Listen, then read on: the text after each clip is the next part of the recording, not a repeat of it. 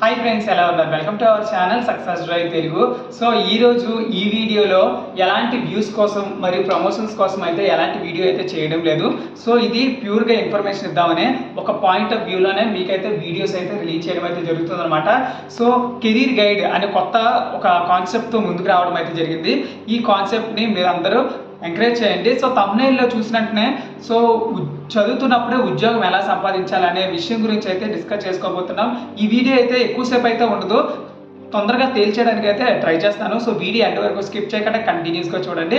So మ్యాటర్లోకి వచ్చేసరికి మనకి main point ఏంటంటే చదువుతున్నప్పుడే ఉద్యోగానికి ఎలా ప్లాన్ చేసుకోవాలి. ఫస్ట్ మీరు ఒక third year fourth year graduation చదువుతున్నట్లయితే సో మీరు ఏ సెక్టార్కి వెళ్ళాలనుకుంటున్నారు అంటే సాఫ్ట్వేరా, హార్డ్వేరా, బిజినెసా, ఇలా చాలా సెక్టార్స్ ఉంటాయి. రియల్ ఎస్టేటా, వ్యాపారమా, ఇలాంటి చాలా సెక్టార్స్ ఉంటాయి కదా. సో ఈ సెక్టార్లోని ముందే థర్డ్ ఇయర్లోని ఫోర్త్ ఇయర్లోని ముందే ఫిక్స్ అయిపోయింది. అప్పుడే ఫిక్స్ అయినప్పుడు మీకు ఏమర్థం అవుతుందంటే దానికి కావాల్సిన ఇన్పుట్స్ అన్నీ మీరైతే అరేంజ్ చేసుకోగలుగుతారు అనమాట. సో నా పాయింట్ ఆఫ్ వ్యూలో వచ్చేసరికి నా గ్రాడ్యుయేషన్ కంప్లీట్ అయ్యేసరికి నేను 2 కంపెనీలోనైతే సెలెక్ట్ అయ్యాను. బట్ ఆఫర్ లెటర్ అనేది రాలేదన్నమాట. సో ఆఫర్ లెటర్ రాలేదు. సో ఏం చేయాలి, ఫైనాన్షియల్ ఫ్రీడమ్ కావాలి, దానికోసం ఏం చేయాలి అని చాలా ట్రై చేశాను. సో దానికోసం నేను ఏం చేశానంటే కెరీర్ గ్యాప్ లేకుండా ఏ చిన్న కంపెనీలో అవకాశం వచ్చినా నేనైతే రెడీగా వర్క్ చేయడానికి రెడీగా ఉండేవాడిని అనమాట. సో దానివల్ల ఏం చేశానంటే స్టార్టింగే మన స్కిల్ ఉండదు. సో స్టార్టింగ్ ఫ్రెషర్స్కి అయితే ఎవరి దగ్గర స్కిల్ ఉండదు. కాబట్టి ఎవరు తీసుకున్నా నేను తీసుకొని వీళ్ళు ఎందుకు ట్రైన్ చేయాలి అనే ఒక విషయం గురించి అడుగుతారనమాట. సో దానికి నేను ఇంటర్న్షిప్స్ చేశాను అనమాట.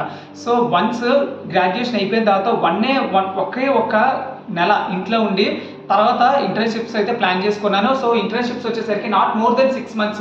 సో 6 months కన్నా ఎక్కువ లేదు. సో 6 months తర్వాత ఆ 6 monthsలో ఎలా కష్టపడ్డానంటే ఈచ్ అండ్ ఎవ్రీ థింగ్ నా చేతులతో చేశాను అనమాట. సో ఆ తర్వాత నాకు గ్రాడ్యుయేషన్ అయిపోయిన తర్వాత నాకు ఇంటర్న్షిప్ కూడా కోర్ సెక్టార్లో దొరికింది. సో ఆఫ్టర్ దట్ ఒక కోర్ సెక్టార్ అంటే ట్రాన్స్ఫార్మర్ మ్యానుఫ్యాక్చరింగ్ కంపెనీలోనైతే ఒక ఉద్యోగం అయితే పొందడం అయితే జరిగిందనమాట. సో ఆ కోర్ సెక్టార్లో స్థిరపడిపోయిన తర్వాత ఇంకా కోర్ సెక్టార్లోనే ఇంకా రన్నింగ్ అయిపోయింది నా కెరీర్ అంతా.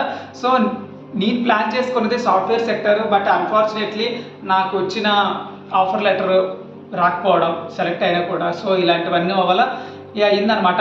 సో నేను మీకు ఇచ్చే సజెషన్ ఏంటంటే ఫస్ట్ గ్రాడ్యుయేషన్ అయిపోయిన తర్వాత మీ దగ్గర ఎలాంటి ఉద్యోగము లేదా ఆఫర్ లెటర్ లేనప్పుడు మీరు చేయాల్సిందల్లా ఒక ఇంటర్న్షిప్ చేయండి, లేదా ఒక చిన్న కంపెనీలో అయితే జాయిన్ అవ్వడానికి ట్రై చేయండి. ఎందుకంటే ఒక చిన్న కంపెనీలో జాయిన్ అయ్యామంటే స్టార్టింగ్ టు ఎండింగ్ వరకు ఈచ్ అండ్ ఎవ్రీథింగ్ మీరే హ్యాండిల్ చేయాల్సి ఉంటుంది. దానివల్ల ఏమవుతుందంటే ప్రతి దాని మీద ఒక స్కిల్ అనేది వస్తుందన్నమాట. సో అదే కాకుండా స్టార్టింగ్ నుంచే ఒక ఎంఎన్సీ కంపెనీలో జాబ్ పొందాలి అని ట్రై చేసే క్రమంలో చాలామందికి కెరీర్ గ్యాప్స్ వస్తాయి. ఫర్ ఎగ్జాంపుల్ 2023లో రిలీజ్ అయిన ఒక స్టూడెంట్కి ఎంఎన్సీ కంపెనీలో వర్క్ చేయాలనే ఒక అంబిషన్ అయితే ఉంటుంది.